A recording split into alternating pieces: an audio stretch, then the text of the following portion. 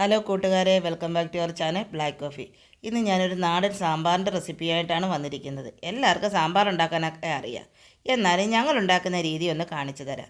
കുക്കറിലേക്ക് കുറച്ച് സാമ്പാർ പരിപ്പ്, അമരയ്ക്ക, സവാള, പച്ചമുളക് എന്നിവയിട്ട് ഒരു 2-3 വിസിൽ കേൾപ്പിച്ചെടുക്കുക.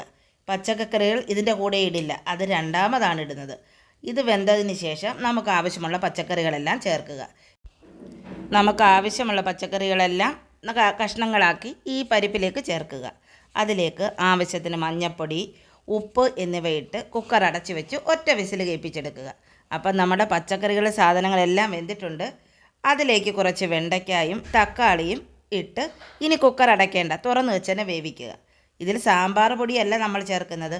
മുളക് പൊടി, മല്ലിപ്പൊടി, മഞ്ഞൾപ്പൊടി, ഇത്തിരി കായം, ഉലുവാപ്പൊടി എന്നിവ ചൂടാക്കി സാമ്പാറിലേക്ക് ചേർത്ത് കടുക് വറുത്തൊഴിച്ച് കഴിഞ്ഞാൽ നമ്മുടെ എളുപ്പത്തിലൊരു സാമ്പാർ തയ്യാറായിട്ടുണ്ട്.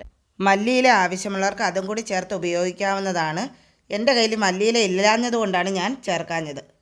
അപ്പോൾ എൻ്റെ ഈ വീഡിയോ ഇഷ്ടപ്പെട്ടിട്ടുണ്ടെങ്കിൽ ലൈക്ക് ചെയ്യൂ, ഷെയർ ചെയ്യൂ, സബ്സ്ക്രൈബ് ചെയ്ത് സപ്പോർട്ടും കൂടി ചെയ്യണേ. താങ്ക്